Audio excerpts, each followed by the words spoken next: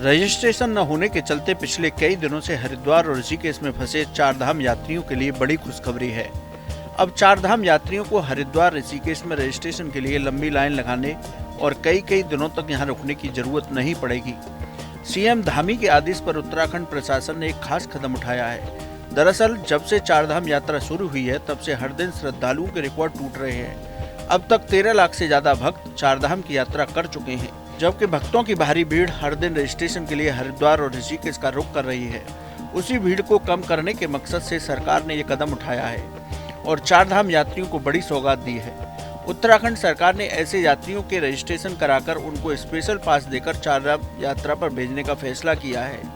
इनमें वे यात्री हैं जो फर्जी रजिस्ट्रेशन का शिकार हो गए थे और खुद को ठगा हुआ महसूस कर रहे थे। जिला प्रशासन की ओर से हरिद्वार के मेला नियंत्रण भवन में ऐसे हजारों यात्रियों को पास देकर चारधाम यात्रा के लिए भेजा गया है।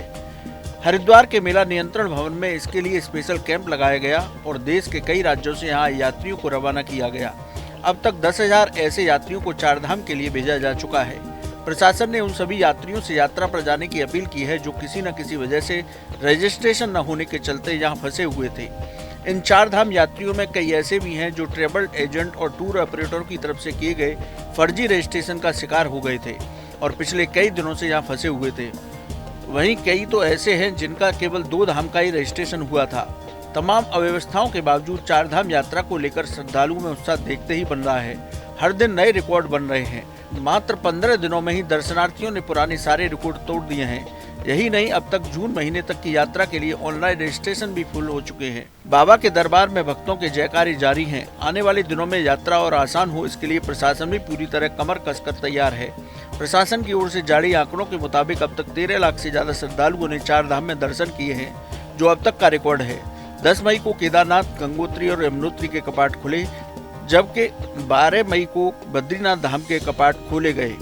देखिए, अभी जो ऑफलाइन हमने रजिस्ट्रेशन अभी बंद किए हुए हैं, क्योंकि यात्रा की व्यवस्थाओं को बनाने के लिए चारधाम सुव्यवस्थित तरीके से चले।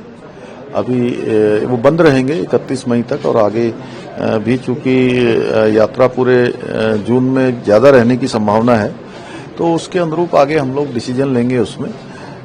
फिलहाल यात्रा बहुत अच्छी चल रही है। सभी जगह पर सभी जिलाधिकारियों से अच्छा फीडबैक लिया है और जो बैकलॉग बड़ा बन गया था ऋषिकेश में और हरिद्वार में, वह भी धीरे धीरे सब लोगों को यात्रा में, जो पिछले 10 दिनों से 12 दिनों से रुके हुए थे, उनको भी यात्रा में भेजा जा रहा है।